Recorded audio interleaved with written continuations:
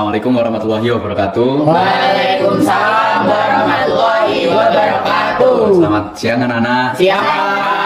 Kabarnya hari ini? Baik. Ya baik semua ya. Ya. Oke. Sebelum memulai kegiatan pada hari ini, langkah baiknya kita berdoa terlebih dahulu. Apakah dari teman-teman ada yang mau memimpin doa nih? Cowok aja Pak, cowok kan imam. Oh iya boleh, Hasan. Baik, sebelum kita mulai bimbingan pada kali ini, kita berdoa sesuai kepercayaan pada masing-masing. Doa mulai. Doa selesai. Oke baik, terima kasih ya sudah memimpin doa pada hari ini. Oke, selanjutnya Bapak mau mengucapkan terima kasih sebesar-besarnya pada kalian karena sudah mau menyempatkan waktunya untuk hadir pada sesi bimbingan pada hari ini. Sebelumnya, perkenalkan nama Bapak Ahmad Arif Saifuddin, bisa dipanggil Bapak Ahmad begitu ya? Iya. Mungkin apakah sudah ada yang kenal itu? Belum. Ada juga ya? Belum. Tapi beberapa ada yang belum. Dan dari teman-teman di sini apakah hadir semua? Gak tahu ya Pak ya, kan saya nggak kenal soalnya. Belum kenal ya? Oke, Belum. karena belum ada yang kenal, mungkin sudah ada yang kenal juga. Kita perkenalan terlebih dahulu bagaimana? Boleh. Boleh ya? Tapi di perkenalan kali ini kalau hanya perkenalan seperti biasa kan monoton, nggak ada asiknya. Nah, Bapak punya satu permainan nih, sekaligus kalian nanti perkenalan. Jadi, permainannya ini nanti seperti Domikado, tetapi lagunya diganti dengan Cublek-Cublek Suweng. Oke, sebelumnya apakah dari teman-teman pernah mendengar lagu Cublek-Cublek Suweng? Mungkin ada yang belum, ada yang pernah ya. Nah, mungkin nanti yang sudah pernah mendengarnya dan mungkin bisa itu nanti sedikit lebih keras ya suaranya biar teman-teman Iya Pak. biar teman-teman nanti juga bisa mengikuti. Iya, Pak. Nah, cara bermainnya seperti ini teman. Tangannya begini semua. Tidihan Pak ini tangannya. Ya, seperti Domikado. Tahu kan permainan Domikado? Tahu. Masih tahu semua ya. Oke, jadi nanti apabila lagunya sudah selesai dan contohnya selesainya di Mas ini, nanti Masnya perkenalan mulai dari nama lengkap, nama panggilan dan juga hobi. Begitu seterusnya. Nanti diteruskan ke kanannya saja ya. Ya. Nanti Domikadonya mulai dari saya ke kiri. Begitu. Udah tahu kan lagunya yang sudah? Sudah. Sudah. Bisa saya mulai ya? Bisa. Saya mulai ya? Iya. Cublek suweng suweng ngedeng kelenteng mambu ketemu kuda tarik kali sopong geleng dele ake sir pong dele kopong sir pong dele kopong. Halo semuanya. Halo. Perkenalkan, nama aku Rinatul Khairul Nikmah, biasa dipanggil Rina. Hobi aku memasak. Halo Rina. Ini kan kanannya. Ya. Halo semuanya, perkenalkan nama saya Nur Siti Mutmainah, biasa dipanggil Nur. Hobi saya sama kayak Rina, masak. Halo Nur. Halo semuanya, perkenalkan nama aku Isna Wardani, biasa dipanggil Isna. Hobi aku mendengarkan musik. Halo Isna. Perkenalkan nama aku Deswina Fauzia, biasa dipanggil Vina. Hobiku mau nonton film. Halo Vina. Halo semuanya, perkenalkan aku Brilian Yayu Madani, biasa dipanggil Brilian. Hobi aku sama kayak Vina, menonton film. Halo Brilian. Halo semuanya, perkenalkan nama saya Muhammad Hasan, bisa dipanggil Ahsan. Hobi saya memancing. Halo Hasan. Halo semuanya, perkenalkan aku Nofis Katria Karenina, bisa dipanggil Nina. Hobi aku baca buku. Halo Nina. Halo. Perkenalkan semuanya, nama aku Raditya Ganindra, bisa dipanggil Radit. Hobi aku bermain game. Halo Radit. Halo semua, perkenalkan nama saya Sisilia Oktavianti Ningrum. Saya itu biasa dipanggil Sisil kalau hobi itu traveling. Halo Sisil. Halo semuanya. Oke, sudah perkenalan semua ya. Dan tadi saya dengar juga dari teman-teman ada yang sehobi juga. Iya. Oke, untuk lebih mempererat pertemanan di antara kalian, mungkin kalian ada nih saran permainan lagi satu lagi dari kalian, ada nggak? Mungkin untuk biar gak bosen begitu loh. Saya ada Pak. Itu namanya itu kalau nggak salah boom clap pen. Kan nanti itu mainnya kayak gini Pak. Kalau boom itu tepuk di paha. Ya. Nah, terus kalau pen itu tepuk tangan. Nah, terus kalau pen itu pakai bolpen dan kita itu harus ada bolpennya gitu loh. Jadi ini permainan pakai bolpen. Iya gitu. Mungkin dijelaskan teknisnya Mbak Sisil. Paling kalau kira-kira nanti Bapak juga ikut kan? Ya saya ikut juga. Nah, kalau Bapak ikut paling kira-kira kan ini ada sekitar 10 orang. Ya, ada 10 Nah, orang. itu bisa aja kita butuh kayak 9 atau enggak 8. Jadi nanti ada yang kalah gitu loh, yang waktu pen itu kan jadi rebutan gitu Pak ngambil bolpennya. Ya, mungkin bisa memahami nggak dari teman-teman? Bisa. Nanti yang kalah ngapain? Gini aja, kan tadi kan kita kan perkenalan ya. Nah nanti yang kalah nyebutin namanya masing-masing. Iya kayak gitu. Boleh. Tapi kan ini satu aja. Tapi kan nanti yang kalah ini butuh pulpen berapa sih anaknya? 9 apa 8? 8 anak yang lain biar 2 anak. Ya, yang satunya nama, yang satunya hobi. Nah, betul. Oke, setuju ya. Oke, Ya. mungkin gimana Mbak Sisil butuh pulpen berapa? 8. Delapan. Nanti ditaruh di sini aja pulpennya. Gini ya, gini Ya. ya. Oke. Berapa? Urusannya. 4. 1, 2, 3, 4, 5, 6, 7, 7. Kurang satu. Ini. Bapak nggak bawa lagi nih. Itu Saya Ya. ada. Oke. Oke, Bapak juga ikut ya nih? Iya. Ya. Jadi nanti yang nggak bapak saya bapak. Dari Mbak Sisil aja. Oh ya, aku aja ya. Ya. Sampai kalah nih, Oke. Bapak ada yang lupa namanya tadi. Siap ya teman-teman. Boom, clap, boom, boom, boom, clap, clap, clap, clap, clap, pen. Tetap aku yang dari dapet. Oh, kurang cepat mungkin. Oke, sesuai kesepakatan dari teman-teman tadi. Hukumannya apa nih? Itu sebutin nama sama. Sebutin nama. Sama hobi. Nah, mungkin langsung aja ya. Mau Oke, yang mana? saya sebutin nama aja ya Pak ya. Ya, Hobi. Ini Masnya hobi ya. Makanya, nama. Saya nama. Samping saya ini Ahsan namanya. Terus itu Berlian. Sampingnya Berlian itu Vina bukan ya? Iya betul. Sampingnya Vina itu, aduh saya lupa Pak. Ayo siapa yuk? Aduh kamu siapa? Nah, Isna maaf ya. Sampingnya Isna itu Nur. ya. Terus Rina, Sisil. Terus yang ini tadi Radit. Ya. Jawab Nina. Udah tahu nama teman-temannya nih. Iya dong. Oke, sekarang hobinya nih. Oh ya, salam dari Igri dulu ya. Kalau ini tadi menonton film. Ya betul. Kalau Vina juga nonton film kan. Ya. Terus yang Isna tadi lupa tadi apa? Ayo Tayo. Mana yuk? Mendengarkan musik gak? Iya. Oh, ya benar. Terus Nur tadi masak ya? Iya. Sama kayak Vina. Iya. Kita cuma masak. Masak. Betul. Sisil tadi suka traveling ya? Iya betul.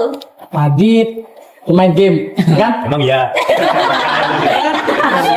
Kalau Nina tadi baca buku ya? Iya bener. Yeay. Good job.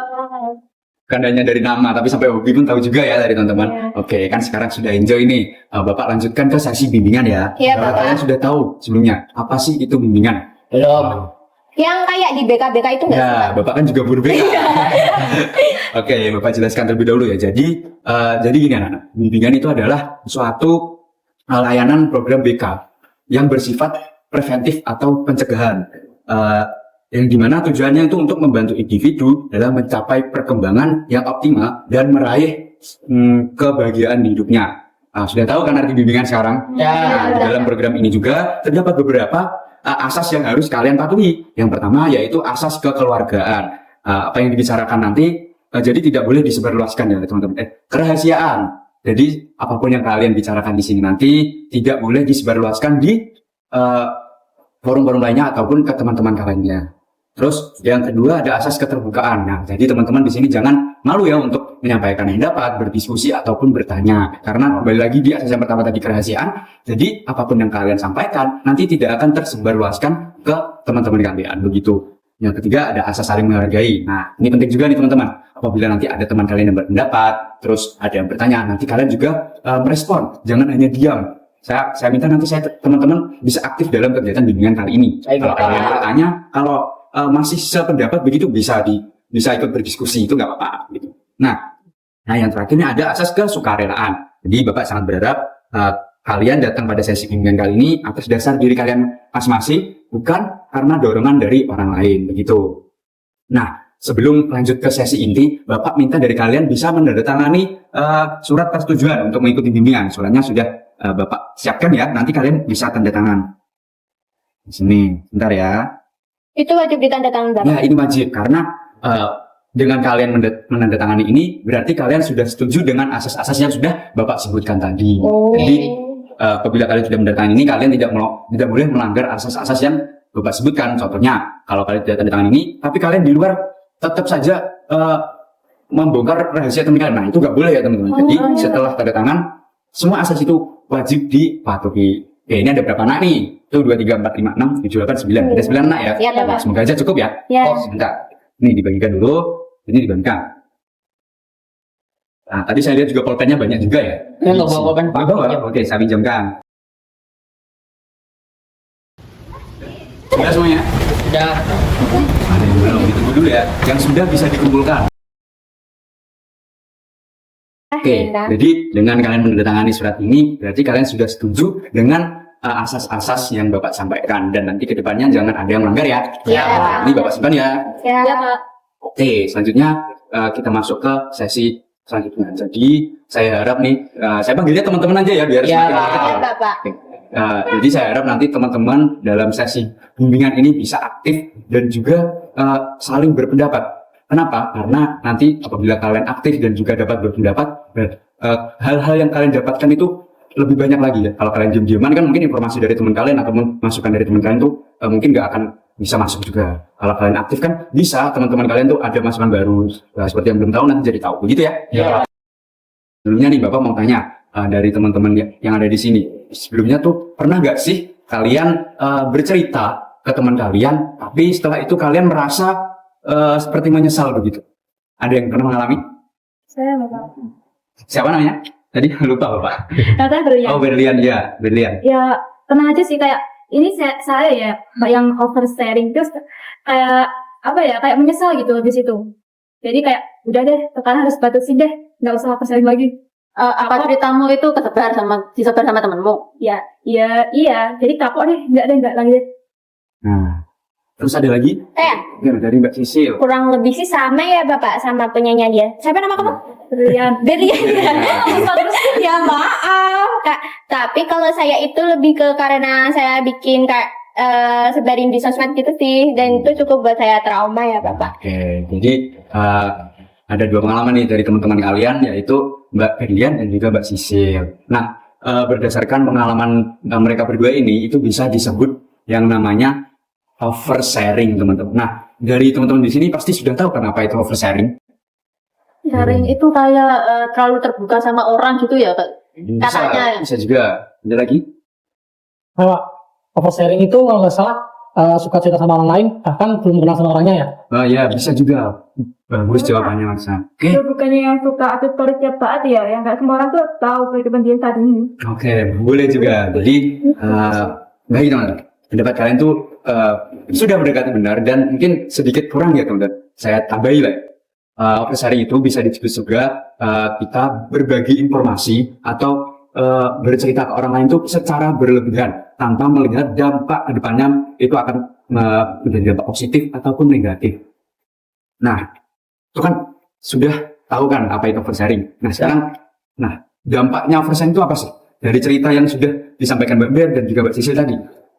Ada yang tahu nggak dampak dari oversharing? Oke, Sadid. Menurut saya dampak dari oversharing itu kita jadi nggak dipercaya oleh teman Pak, orang lain.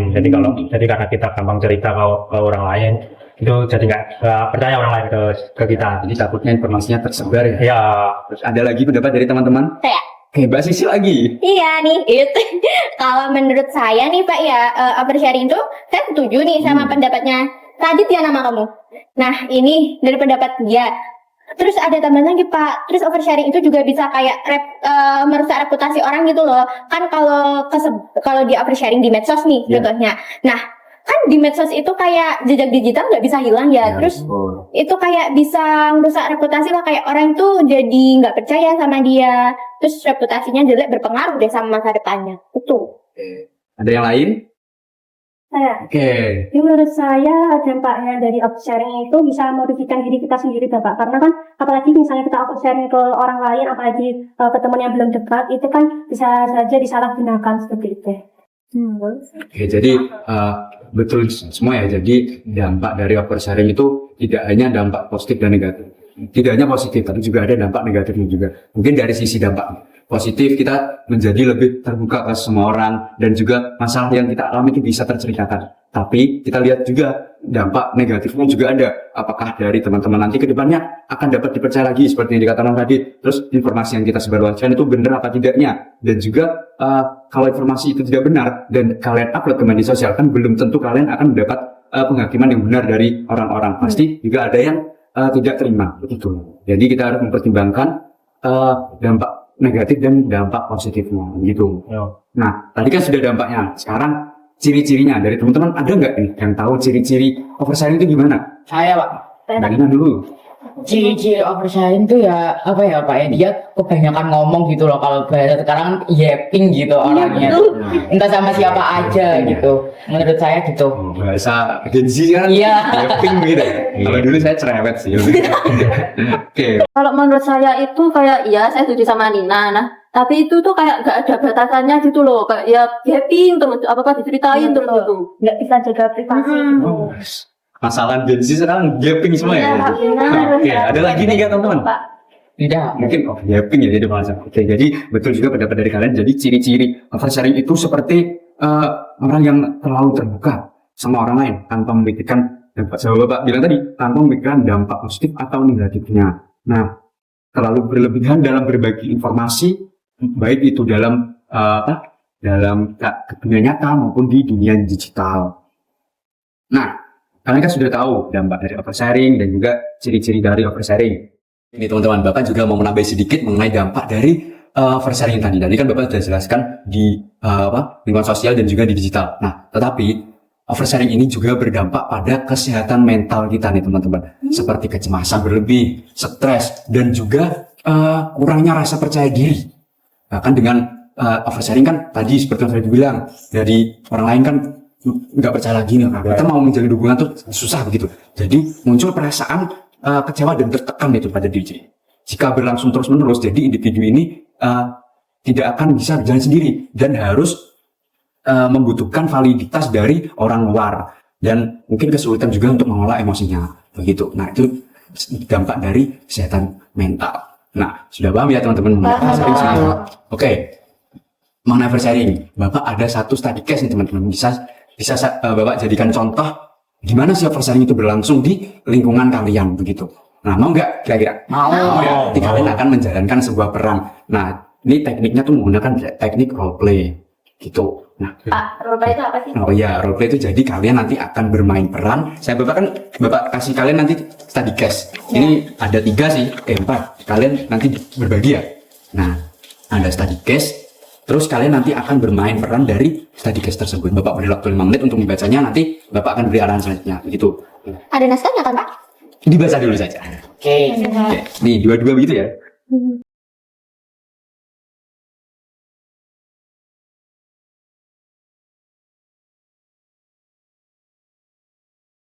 Oke, sudah ya? Udah. Apa sih ya? Oke, perhatikan Bapak terlebih dulu. Jadi, kan tadi ada sebuah study case dan juga mungkin kalau sempat kalian baca di Balin tadi ada dialog peran gitu. Iya. Nah, itu isinya sebenarnya sama teman. Makanya saya suruh kalian baca study case-nya aja. Nah, begitu. Nah, dari study case itu Bapak ingin kalian nanti bermain peran yang sudah Bapak jelaskan di awal tadi. Nah, di situ kan ada banyak nama-nama kan. Coba kalian lihat apa? Role play-nya terlebih dahulu. Nah, ada banyak peran enggak? Mungkin kan kalau kalian langsung memilih langsung gitu nggak mungkin. Iya Pak. Iya. Di sini saya akan bagikan peran kalian melalui media kartu peran ini. Jadi kartu ini nanti akan Bapak shuffle dan saya bagi acak, kalian akan memilih. Begitu. Ya. Paham ya teman-teman? Paham ya? Oke. Bentar, shuffle itu apa Pak? Berarti aku nggak tahu shuffle. Nggak tahu. Oke, maaf ya.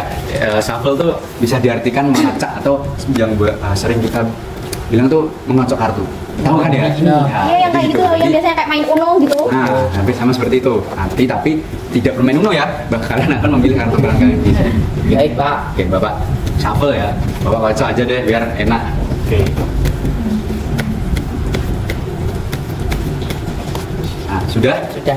Sudah ya? Sudah Bapak shuffle.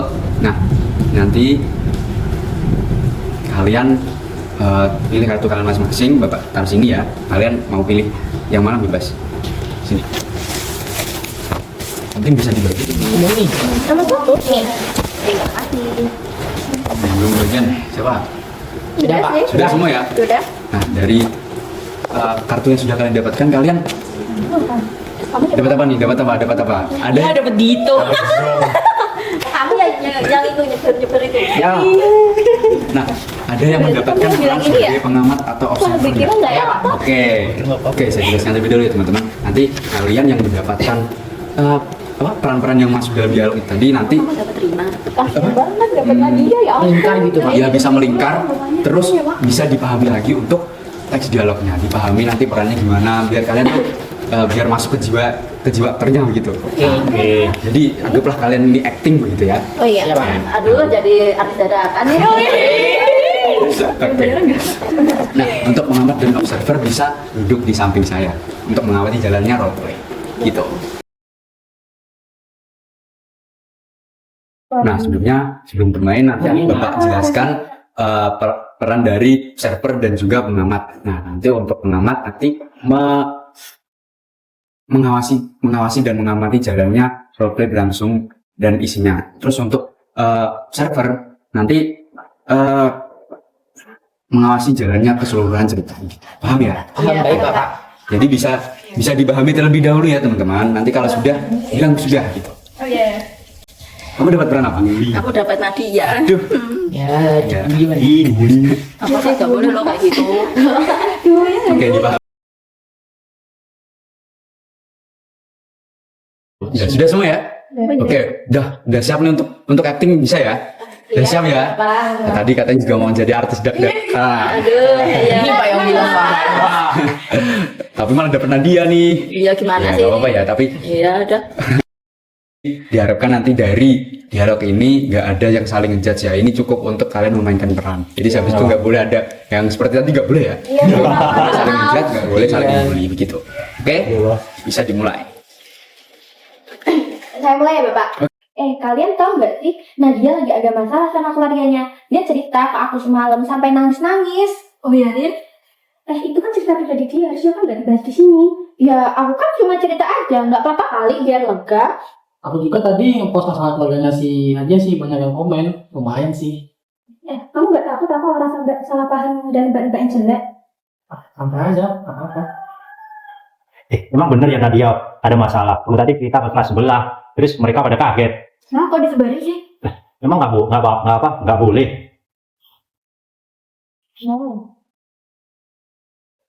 Kalian lagi ngomongin aku ya? Aku cuma cerita ke satu orang, tapi sekarang banyak yang tahu. Kalian sadar gak sih itu nyakitin? Aku nggak maksud bikin kayak gitu tahu. Postingan kamu, orang-orang jadi nebak itu aku. Kan aku cuma curhat aja, tapi kalau punya bakal kayak gini. Aku dari tadi tuh sebenarnya udah gak nyaman, tapi aku gak berani ngomongnya. Aku juga nggak pikir bakal tahu ini. Masalahnya kita semua tuh nggak punya batas, kita ngomong seenaknya tanpa tahu dampaknya nanti. Iya betul, kadang tuh emang bukan karena kita jahat ya, tapi karena emang kita tuh secara nggak sadar udah mengambil kepercayaan orang lain. Aku tuh cuma pengen satu hal, privasiku dihargai. Ya, aku janji deh bakal lebih jaga omongan lagi. Aku juga bakal lebih hati-hati bermain media sosial. Aku juga nggak akan cerita ke orang lagi. Aku juga bakal belajar ngomong deh kalau aku merasa nggak nyaman. Kita tuh harus ingat nggak semua hal itu buat dibagi. Betul, kalau kepercayaan tuh udah bocor gitu ya, nah itu bakal susah untuk diperbaiki lagi.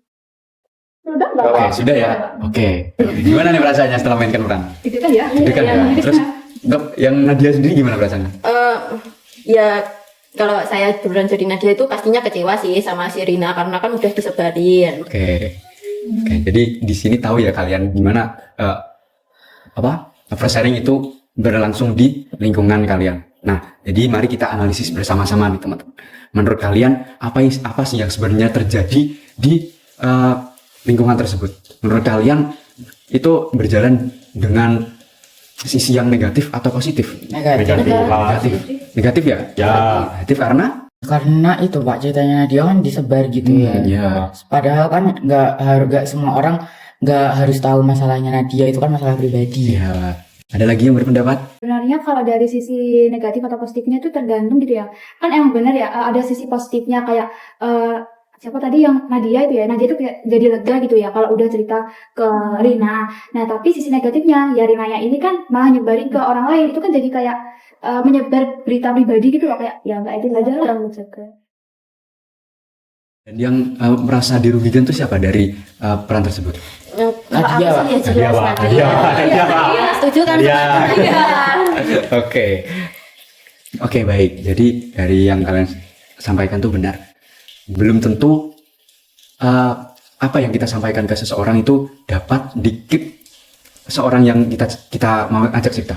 Jadi kita harus memilih nih siapa dan di mana kita menceritakan masalah kita. Tidak hanya ke semua orang aja.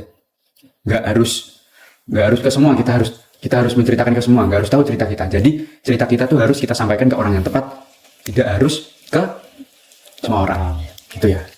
Ada yang tahu nggak? Kita tuh sebaiknya bercerita tuh baiknya ke siapa? Ke keluarga. Keluarga. Orang yang kita percaya. Ya, sahabat mungkin. Sahabat. Oke. Ada baiknya dan ada buruknya. Kalau kita emang sudah dekat dengan teman kita itu nggak apa-apa. Tapi kembali lagi, kalau kalian belum percaya dengan teman kalian, jangan sampai kalian ceritakan. Karena takutnya seperti tadi, Nadia sudah bercerita ke Rina, tapi Rina malah menyebarluaskan ke teman-temannya, gitu kan? Nah, mungkin kalau kalian mau bercerita ke keluarga kan belum tentu kalian care begitu ya. Beda dengan kalian bercerita ke teman kalian. Tapi kalau teman kalian tuh menurut kalian susah dipercaya begitu, kalian bisa datang ke guru BK gitu. Gak apa-apa ya teman-teman. Nah, dari diskusi ini mungkin kalian bisa nggak memerankan ulang, tetapi dengan pola pikir yang lebih positif. Bisa. Terus, oh iya Bapak lupa. Saya belum minta pendapat dari pengamat dan observer nih. Bapak langsung menjelaskan saja. Mungkin dari pengamat dan observer. Saya kira ada dilupain Pak tadi Pak. Enggak. Menurut saya teman-teman tuh udah lumayan cukup paham ya sama oversharingnya itu. Tapi tuh ada kayak beberapa tuh kayak kurang menghayati gitu loh, kayak masih malu mungkin ya kan. Kurang natural gitu ya. Mm-mm. Mungkin teman-teman tuh bisa ditingkatkan lagi ya pemeranannya, kayak seolah-olah itu kalian mengalami dalam kehidupan sehari-hari. Iya kayak kalian gitu yang alami itu Iya, tuh. mengalami nyata. Jadi kalian tuh bisa lebih menghayati gitu ya. Iya. Gitu sih Pak dari Jadi kita. nggak terlihat kesannya membaca gitu Iya. ya.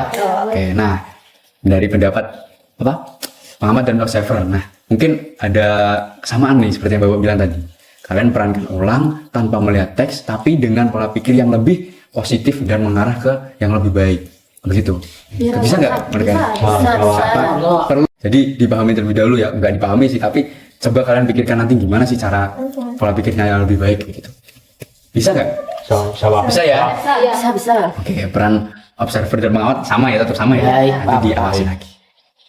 Langsung aja. Langsung. Mulai guys. Gimana? Bentar. Aku tak mikir awalnya kayak gini. Oke. Iya, oke. Oke, bisa ya teman-teman? Iya. Oke, bisa langsung dimulai lagi. Dari Mbak Sisil ya tadi, Mbak Rina ya berarti. Iya. Oke. Kalian tahu nggak sih? Tadi malam loh, si Nadia itu cerita ke aku sambil nangis-nangis. Dia cerita kalau dia itu lagi ada masalah sama keluarganya. Rina, itu kan masalah pribadi Nadia, nggak boleh tahu disebarin di sini. Iya, itu nggak boleh. Itu kan rahasia. Lah, aku kira nggak apa-apa. Kan aku cuma cerita aja. Lagian ke kalian juga.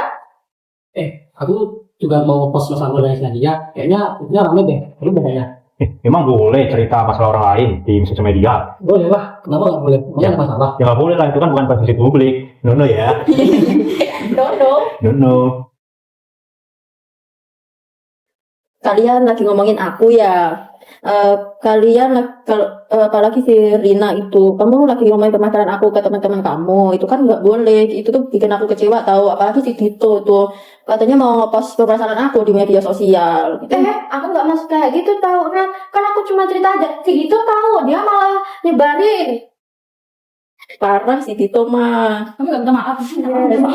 Maaf. Maaf ya, Nadia. Aku nggak sengaja kok. Iya, aku maafin. Ya tuh emang harusnya tuh kalau udah dikasih kepercayaan lebih baik tuh kayak di-keep aja gitu lah, nggak usah disebar-sebarin. Itu kayak menjatuhkan kepercayaan orang lain gitu. Iya benar itu kata Rina, kan kita harusnya daripada kayak gini kan kita harusnya membantu masalahnya dia bareng-bareng daripada kita ngomong di belakang kayak gini.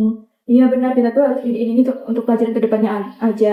Kita itu supaya kita tuh harus saling menjaga privasi teman kita, menghargai kepercayaannya, dan kita itu harus tahu batasan kita sebelum berbagi informasi. Apalagi itu kan menyangkut hal pribadi Nadia.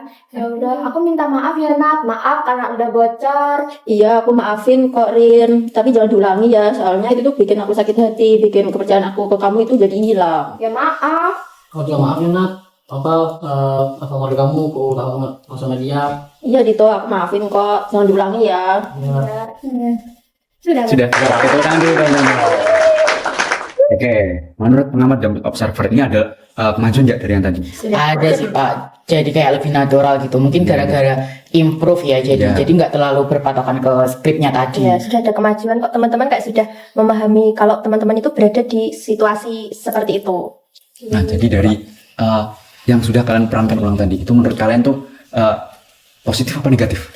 Positif Positif. sih. Ada positif ada negatif. Nah, menurut kalian sisi positifnya apa? sisi positifnya tuh itu banyak yang sadar kalau oversharing tuh gak baik gitu Pak. Nanti kan banyak yang nyadarin si Rina sama si Ditonya gitu kan. Iya, jadinya tuh kayak si Rina sama Dito itu yang awalnya itu tuh kayak nggak minta maaf, nah tapi yang kedua ini jadi minta maaf ke Ya, Nadia. jadi- Dan Nadia tuh memaafkan kesalahan mereka. Oke. Tapi ada juga sisi negatifnya. Apa sisi negatif? Kalian tahu? Ada yang tahu nggak? Saya sih Pak yang pernah Rina ini negatif banget soalnya suka nyebar-nyebarin Dampak informasi. negatifnya.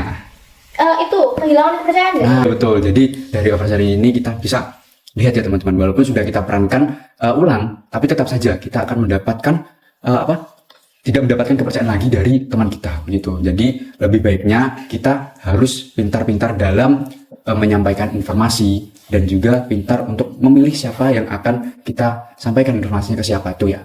Itu dari Bapak. Nah, mungkin dari yang sudah kalian ceritakan tadi, Bapak bisa kaitkan dengan nilai kearifan lokal Jawa nih teman-teman, seperti toko seliro, mikul dhuwur mendem jero, dan ojo dumeh. Iya Mas Radit. Pak, saya mau tanya sebelumnya, mohon maaf ya Pak, mau motong. Iya Pak. Saya mau tanya Pak mengenai toko seliro, mendem jero, dan apa tadi? Yes, itu Pak. Apa sih Pak artinya Pak? Iya Pak, kayak Maksudnya? asing gitu. Ya, Kamu bukan orang Jawa. Mungkin Ya orang Jawa sih, tapi kan Tapi nggak kayak pernah. iya. belum pernah dengar juga. Iya, Pak. Nah, mungkin ini sering terlintas di pikiran Bapak, tetapi mungkin di kalian kan belum pernah dengar, mungkin ada juga. Kan Bapak kan mungkin kolonial, kalian milenial begitu ya. Gensi Bapak, Gensi, mohon maaf ya Pak Gensi. Terus Bapak aja nih yang tua mungkin ya. Oke, jadi nilai-nilai kearifan lokal Jawa yang Bapak sebutkan tadi itu bisa kalian jadikan pedoman sederhana untuk mengontrol oversharing. Begitu. Intinya kita diajarkan untuk peka terhadap perasaan orang lain dan menjaga hal yang bersifat pribadi serta tidak berlebihan saat berbagi. Jadi kalian tahulah batasan-batasan gimana caranya kita berbagi informasi, apa sih informasi yang harus kita sampaikan, dan juga kepada siapa informasi itu kita berikan. Begitu ya teman-teman. Nah, mungkin kalau nilai-nilai ini diterapkan, kita bisa lebih bijak dalam menggunakan media sosial dan tetap menjaga hubungan dengan orang lain. Gitu. Paham ya Mas Radit ya? Paham. Oke. Ada pendapat lain nih dari teman-teman? Emang tadi pertanyaannya apa ya Pak? Pendapat dari mungkin saya kaitkan dengan nilai-nilai kearifan Jawa. Kalau menurut saya nih Pak, kalau kita mau berbagi informasi itu ada baiknya kita itu harus tahu benernya informasi itu boleh dibagikan atau enggak. Terus juga kita itu nggak bisa sembarangan berbagi informasi ke orang yang baru dikenal, apalagi kayak di media sosial itu kan malah bahaya ya Pak ya. Terus kayak kita itu juga kalau sama orang itu harus bisa nahan diri lah, ada batasan gitu, kayak nggak semua itu harus diceritain. Mungkin itu sih kalau dari saya. Jawaban yang bagus nih dari Mbak Sisil. Kita tuh harus tahu batasan dan juga pada siapa kita akan cerita. Mungkin dari teman-teman lainnya ada yang ingin berpendapat lain nih. Bagaimana seharusnya kita menyampaikan informasi itu dengan baik dan benar. Oke, dari Mas Radit. Coba menurut saya itu ya tadi Pak, batasan informasi. Jadi kita harus memilah informasi apa yang harus kita ceritakan ke orang lain Pak, ke teman kita atau yang lainnya gitu. Oke, bagus sekali. Kita harus memilah informasi dengan baik. Nah, ada lagi? Oke, Mbak Desvina ya? Iya. Oke. Menurut saya caranya agar mengurangi oversharing itu tadi yang dibilang Sisil, kan kita harus mempunyai kemampuan untuk menahan diri dan mempertimbangkan gitu. Jadi mempertimbangkan ketika kita ingin posting apakah itu bisa merugikan kita apa tidak. Terus juga menahan diri untuk memposting sesuatu yang mungkin seharusnya tidak disebar gitu. Oke, baik. Ada pendapat lagi? Oke, Mas Hasan. Jadi kita bisa memilih informasi yang sifatnya personal, dan alangkah baiknya kita bisa menahan diri dan bisa disebarkan layaknya hal umum. Oke, baik. Oke, jadi tangan dulu. Oke. Oke, tepuk tangan terus ya. Suka banget tepuk tangan Ninja. Jadi dari yang sudah teman-teman sampaikan tadi, mulai dari Mas Sisil, Mas Radit, Mbak Desvina, Mas Hasan nih, betul semuanya. Jadi intinya kita harus seperti yang saya sampaikan tadi, kita harus pintar menyaring informasi apa yang akan kita sampaikan, dan juga kita harus memilih kepada siapa kita akan menyampaikan cerita ataupun pendapat kita itu tadi. Informasi kita, begitu. Dan setelah ini nanti kan kalian juga tahu bagaimana caranya kalian menyampaikan informasi itu dengan tepat dan tidak berdampak negatif ke depannya, atau sampai kalian merasa menyesal karena telah menyampaikan informasi tersebut. Baik. Oke, nah berdasarkan kegiatan ini apakah kalian sudah tahu mengenai oversharing nih? Sudah Pak. Sudah paham ya? Mungkin ada dari salah satu anak menyampaikan ulang refleksi lagi. Saya sisi negatifnya bisa Pak. Oke, ada yang ingin sisi positifnya? Oke. Saya duluan ya. Iya. Kayak sisi negatifnya tuh ya itu kita jadi nggak punya batasan, terus kayak nggak bisa gitu loh Pak, nggak bisa membedakan mana cerita yang harusnya disimpan sendiri, mana cerita yang bisa dibagi, terus bisa aja cerita kita kesebar ke orang lain gitu. Itu sih dari saya sisi negatifnya. Untuk tangan dong, tangan. Lanjut Mbak Berlia. Kalau sisi positifnya ya kayak yang saya tadi bilang ya, kalau kita kan kalau cerita gitu ya, itu kan mesti perasaannya tuh udah kayak lega gitu ya. Terus kayak mungkin kalau sama apalagi ceritanya tuh ke teman dekat yang udah kita anggap sahabat atau gimana gitu ya. Terus kan udah kayak udah lega, terus nggak stres, mungkin bisa mengurangi stres kita lah dalam kayak mengkeep masalah itu. Jadi kayak udah lebih plong gitu aja. Tapi ya alangkah baiknya ya nggak semuanya diceritakan gitu Ya, sih. jadi harus memilih informasi apa yang harus kita Iya. bagi. Oke, baik. Juga ya. Iya. Tepuk tunggal. Nah, gagal fokus semua nih. Mbak Sisil kayaknya udah ngantuk juga. Iya nih Pak. Oke, nih. Nah, dari cerita oversharing ini, kan kita sudah tahu gimana jalannya oversharing, sisi negatifnya dan sisi positifnya. Mungkin dari teman-teman, adakah kalian yang pernah mengalami kejadian oversharing seperti ini? Dan mungkin kalian mau berbagi cerita. Yuk ke Mbak Deswina ya. Oh, saya lupa terus nih sama Mbak Deswina. Pengalaman saya itu, saya tuh dulu itu suka banget posting apa-apa aja, Kak, story IG atau story WA gitu. Misal kayak makan sarapan itu di storyin, terus nonton bioskop di storyin, dan itu tuh kayak bukan yang 2-3 jam baru diposting tuh enggak, tapi sekarang juga itu sekarang dari kegiatan itu. Nah terus setelah itu kan suatu hari saya itu lihat ada yang ngechat gitu teman saya. Isinya tuh dia bilang kayak mungkin kamu di warung sendirian ya hari ini, aku lihat di story kamu loh. Nah, padahal tuh chatnya sederhana ya, tapi saya tuh kayak diam itu mikir, apa ini bahaya ya, karena terlalu sering storyin cerita-cerita saya ke sharing saya, soalnya kan bisa membahayakan diri saya, jadi yang lain tuh jadi tahu kapan saya sendiri atau saya sekarang lagi di mana. Jadi setelah itu saya berpikir mungkin kayak gini salah, akhirnya saya ya mengurangi lah gitu. Jarang mengupload di media sosial lagi. Iya, Hidup kamu kayak semua orang harus tahu ya. ya dong, kayak itu dulu ya. Untung deh kalau seumpama sampai sekarang bisa tahu kayak ada orang yang suka kamu tuh di kayak kayak gitu, ngeri tahu. Kurang-kurang itu. Iya. Tapi kan sekarang bisa di second akun. Second akun itu bukan kayak aku juga punya cerita tahu ini second akun kayak gitu, tapi kayak nggak semua orang di second akun tuh baik tahu. Iya, Jadi kamu harus milih orang-orang yang ada di second akun kamu biasanya siapa. kalau di second akun aku pilih lagi di close friend. Tapi ya aku juga pernah gitu kayak aku posting sesuatu sih soal masalah aku sama temen. Nah yang tahu itu ya cuma aku postingnya kayak di SG, di second akun juga aku close friend, tapi dari anggota close friend itu ada yang malah nyebarin kayak dikasih ke orang bersangkutan. Jadi kalau menurutku ya orang-orang kayak gitu belum tentu, soalnya zaman sekarang banyak tahu orang yang bermuka dua. Depan kita aja baik-baik aja, tapi belakang ya ampun nusuknya itu dari belakang itu. iya sakit banget. Gara-gara itu aja sampai aku trauma kalau bikin SG, soalnya kan gimana ya, bikin hubungan aku sama temen aku kamu yang jadi berantakan. iya kayak gitu, malah masalahnya melebar kemana-mana. Betul. Nah, dari cerita awal tadi, dari cerita terus menjadi sebuah konflik karena sebuah cerita yang begitu over mengakibatkan rasa tidak percaya diri dan tidak terima gitu. Dan juga dari Mbak Deswina, lupa lagi saya tadi juga bercerita kalau sering mengupload di media sosial dan menguploadnya tuh berlebihan, dimanapun pasti upload story tanpa dia tahu ada bahaya di balik dia mengupload story itu. Kan belum tentu semua orang yang melihat itu berpikiran positif ya, pasti ada juga yang berpikiran negatif. Nah begitu, itu bisa kita antisipasi mulai sekarang ya teman-teman. Mungkin dari saran-saran dari Mbak Sisil tadi ataupun dari Mbak Nadia Mbak Rina ya, maaf tadi saya fokus ke perannya tadi ya, Mbak Nadia ya, lupa saya. Oke, jadi bisa dikurang-kurangi lagi. Kalau enggak bisa memilih kepada siapa kita akan menyebarkan story tersebut ya. Mungkin teman-teman yang dapat dipercaya itu dimasukkan ke apa namanya kalau sekarang itu Close friend ya. Close friend, Pak. Kayak dulu mainnya Facebook gak tahu. Oke.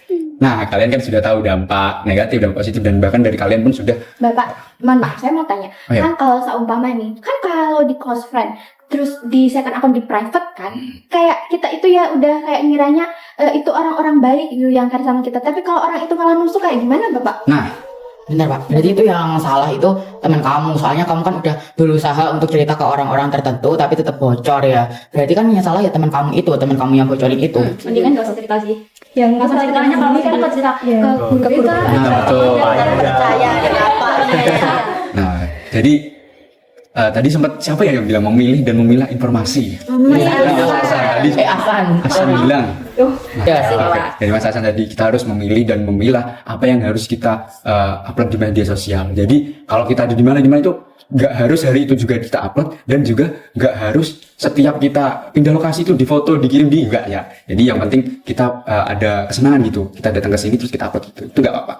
Ya, tapi kalau untuk bercerita lebih tepatnya kita ke teman yang dipercaya. Kalau belum bisa percaya sama sekali nanti bisa ke guru kita. Begitu. Siapa? Nah, dari kegiatan ini saya harap teman-teman nanti kedepannya bisa mengerti oversharing tuh gimana, terus dampak-dampaknya tadi kan sudah tahu dan juga jalannya oversharing di lingkungan kalian kan sudah tahu. Nah, saya harap nanti kalian di lingkungan bermasyarakat kalian bisa meminimalisir apa yang namanya itu oversharing mulai dari diri kalian masing-masing, di keluarga ataupun di lingkungan pertemanan. Begitu ya teman-teman. Nah, sebelum mengakhiri sesi ini nih teman-teman, saya minta dari kalian tuh bisa menuliskan satu komitmen dari diri kalian untuk oversharing ini ke depannya. langsung aja Pak. Langsung aja. Ucapkan. Mungkin Dari saya. iya, langsung aja ya. Nanti langsung muter gini aja ya. Iya. Oke. Menurut saya komitmen saya itu ya kayak jaga batasan gitu Pak. Jaga batasan apa yang harus saya ceritakan sama siapa yang bisa saya ceritain gitu ya. Intinya jaga batasan aja lah. Iya Pak, kalau saya lebih menjaga privasi diri saya sendiri Pak sama privasi orang lain seperti itu. Ya, kalau dari saya mungkin saya akan kayak ngelola emosi gitu lah. Soalnya kalau saya lagi emosi atau mumet ya tadi, terus saya itu bisa kayak oversharing ke teman-teman. Jadi ya mending kita kelola emosi sendiri aja dulu deh. Oke. Kalau saya mungkin bisa lebih memilah informasi lagi, mana yang bisa disebarkan dan mana yang tidak mungkin nggak harus disebarkan. Kalau saya mungkin akan memilih waktu dan tempat yang tepat ya Pak sebelum bercerita ke orang lain tuh. Kalau saya bisa lebih berhati-hati mau post apapun di media sosial sih Pak. Oke. Kalau saya sih paling kurang-kurangin posting masalah di second account sih. Oke. Kalau komitmen saya kedepannya mungkin tidak mudah cerita ke orang lain sih Pak. Kayak yang dilakukan Bima dan cerita di kelas sebelah. Mungkin yang itu Pak. Masalah sendiri tapi diceritain wah Parah banget Bima ya. gila. Oversharing yang over itu. Iya, over final gitu Pak. Iya Pak, nggak mau jadi kayak Bima. Ya. Kalau saya sih lebih memilih-milih teman ya. Mungkin saya bakal ceritanya itu ke guru BK ataupun ke keluarga aja deh. Oke, baik. Nah, dari yang sudah kalian bilang tadi teman-teman, terus semoga saja komitmen yang sudah kalian ucapkan bisa kalian jalankan nanti ke depannya. Dan jangan sampai kalian melupakan komitmen yang sudah kalian buat sendiri. Begitu ya teman-teman. Oke, dan bisa berguna untuk teman kalian, keluarga kalian maupun nanti di masyarakat. Oke? Oke, nah kalian sudah memahami oversharing, sudah berkomitmen. Udah. Nah, oke, sebelum mengakhiri, Bapak ingin mengapresiasi kepada teman-teman karena sudah mau mengikuti bimbingan pada hari ini. Tepuk tangan teman-teman. Juga komitmen yang tadi bisa berjalan ya teman-teman. Sebelum saya akhiri, bisakah dari kalian mengisi lembar refleksi dan evaluasi ini teman-teman? Nanti diisi sebisanya ya. Nanti kalau nggak mungkin bingung dengan isinya apa nanti bisa ditanyakan ke Bapak begitu. Nah, ini ada pas sepertinya kalau nggak salah ya. Nanti kalau minta Bapak lagi. Ya. Ya nanti dibacakan ya.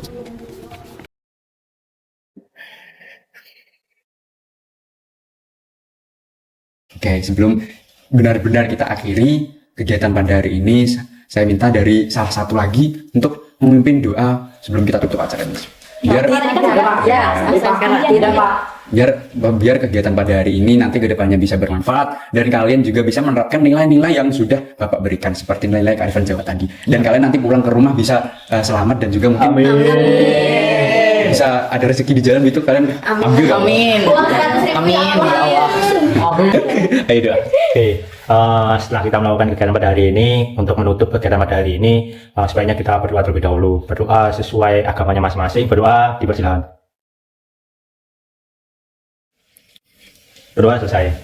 Baik, terima kasih atas doanya. Saya harap kegiatan hari ini bisa bermanfaat dan bisa kalian lakukan di kehidupan kalian sehari-hari. Dari Bapak, apabila ada Bapak ada salah kata, salah perilaku pada kalian, Bapak minta maaf yang sebesar-besarnya. Bapak akhiri sesi. bimbingan pada hari ini.